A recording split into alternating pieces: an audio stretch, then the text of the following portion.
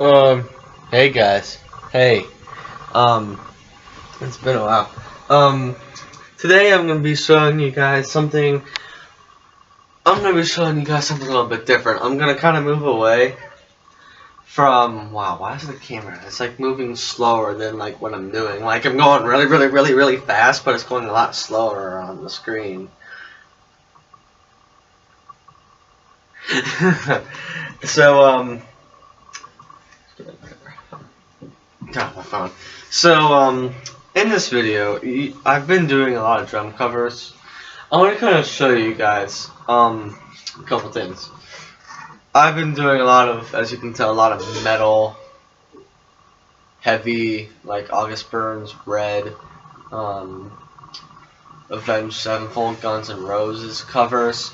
Well, in this video, instead of doing a drum cover, I'm gonna I looked into some new music called, the style is pop punk. Now you guys are probably even wondering, what the heck is pop punk? Basically, it's bands that wanted to play metal but did not quite have the talent, I guess you could say. So they started putting their clean vocals mixed in with a techno and groove metal and beat style music, I guess you could say. I don't know. I don't even know what pop punk is. So what I want to kind of do here is show you how to set up a pop punk style drum set for, like, if you're going to go into the recording studio with a pop punk band to record some music, you don't want this. I'm going to show you what you want. So, pop punk drumming uses they don't use many sized toms. They use more cymbals to give more different cymbal effects than tom usage. Because if you listen to a lot of pop punk songs, it's based off of their hi-hat snare beats mixed in with crash and ride cymbal stuff. They don't use much toms, but they do in some, and from like verse to chorus or chorus in the verse 2, stuff like that. You know what I mean. So, sorry, I keep scratching myself. It's itchy down there, okay, guys? You know how I feel. If it scratches, you gotta take care of it. So anyway, so I'm gonna show you guys how to set up a pop punk drum set. So we begin. So, set up pop punk drum set. First, I need to start off by just removing this bell because it's gonna get in my way in just a minute. Right now, it's not in the way, but in just a minute. So I'm just gonna remove this mount here. See? Just gonna remove that and set that there, over there. Now, next up, we're not gonna be using this 8-inch tom. So I'm just gonna start by simply removing this tom. Now we are gonna be using this cymbal. We are going to be using this cymbal, so I'm going to keep this exactly where it is, because it's going to need to stay here. It might actually need to be moved over a little more after I show you what I'm going to be doing with this cymbal in just a little bit. So, our next step is going to be to remove, well, actually first, let's start off, but no, never mind. Okay, we're going to remove these 2 rat toms. So, basically, I'm just going to come around over here, and I'm just going to start off by loosening this a little bit, and I'm just going to go whoop, like that. Step back there. Next up, I'm going to take this tom. Now, if you guys may not be able to see, but the way these toms are mounted, they have a special mounting system to keep the drum free of any excess metal. I'll show you as close up in just a moment so you can see what I'm saying. Basically, it uses a special mounting system by placing the mounter only on 2 lugs. Now you may be wondering, only 2 lugs? That's not very safe. What if it breaks? These lugs are strong enough. It holds very nicely. It uses this piece here against the drum, and it keeps all this metal away from the drum so that when so that when you're playing on the drum, you don't get all that reverb from the excess metal type of thing. So it's a really nice mounting system. I'm going to touch more bass on that in a later video. So bleh. I would say stay tuned for that, but I haven't even made the video yet. So yeah, I'm just going to wait on that. Now next up, I'm not going to have anything on here. So I'm just going to remove this. Now, you may be wondering, why don't you go ahead and start adding stuff? But no, I'm going to go ahead and dismount everything we're not going to be using, and then I'll show you what we're going to be putting back on. Now, I don't know what I'm saying. So let's go ahead and continue. I'm going to be removing this hi-hat over here. Just going to move this back so I can get to it.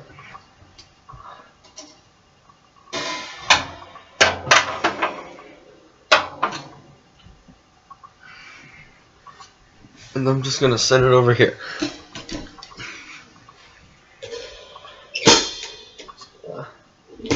I have a nice throw off with my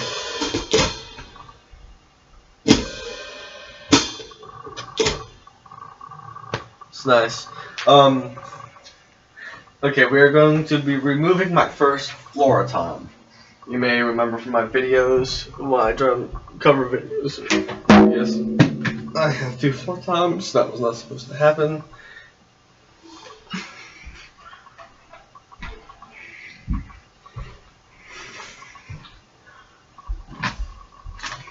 Okay, so next up,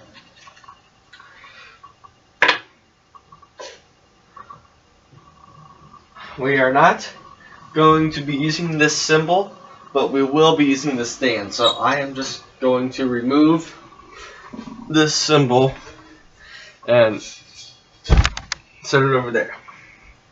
Now, you may be wondering, man, you don't even have a drum set anymore. Well, hold on, it gets better. Okay, I'm just going to remove this cymbal from here because, well, hold on. Yes, I do want to remove this. Now, I am going to take this cymbal,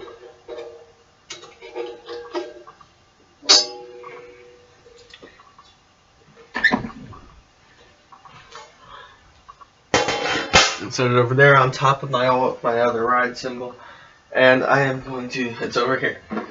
We are going to be putting on a crash ride on that stand that I just took that cymbal off of. A crash ride is basically a ride cymbal, but gives a nice crash effect to it, so it'll sound cool, trust me.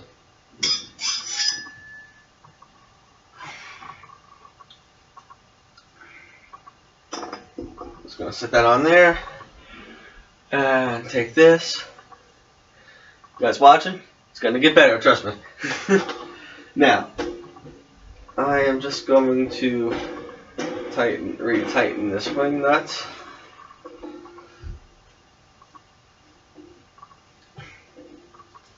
Now, pop-punk drum sets usually have 2 crash cymbals and they ride. Now, to make this work, I need to readjust this stand. And it's not a technical boom stand, but it can act as a boom stand. So what I'm going to be doing here is lowering this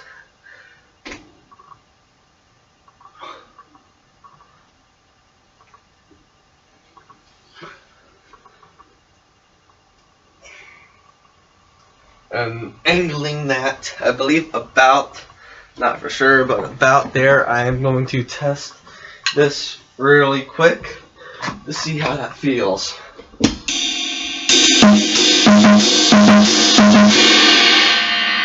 Alright.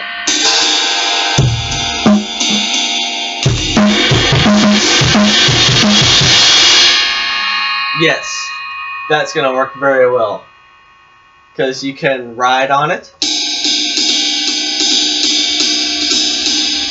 and if you need to, you can get a good crash sound out of it.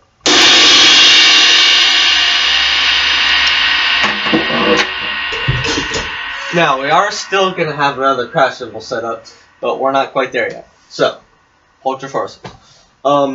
Next up, we are going to place the third tom. Usually when I have like my 5 toms set up, the third tom, which was technically your second rack tom, the second rack tom that sets on my bass drum is this one. Now, we're not going to be setting it on the bass drum because I removed the bass drum tom mount from the bass drum. We're going to be mounting it on this mount that I have on my 8-inch tom. I'm just going to undo this, pull this out of here, and I'm going to place this back on this cymbal here. Now, you may be wondering, dude, are you going to put... Oh crap! What size is this cymbal, or is this tom? You guys are probably thinking you're gonna put that big tom on that cymbal stand and hope it holds. Trust me, I've done it before and it does work. Besides, I'm a master at this.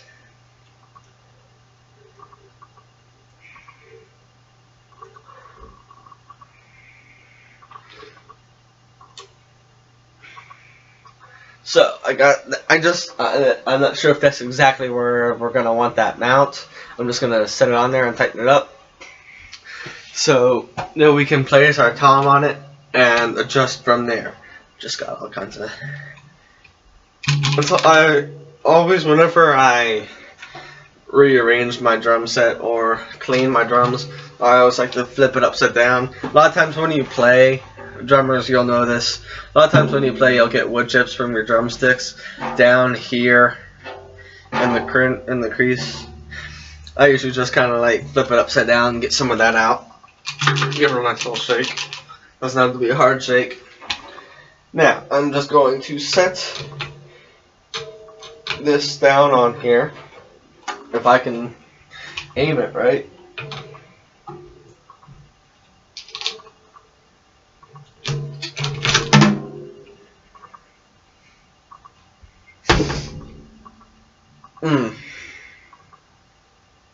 That was not good.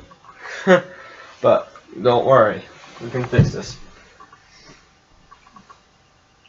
What I'm going to do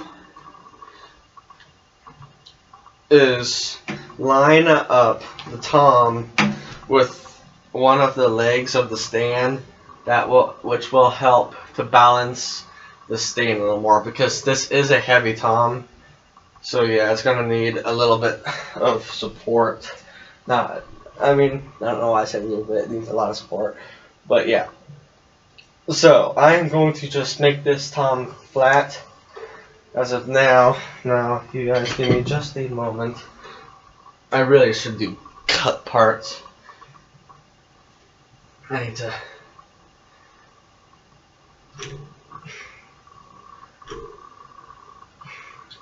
Anyway, you kind of get the idea of what I'm doing here. I'm kind of just mounting this tom up on this cymbal stand.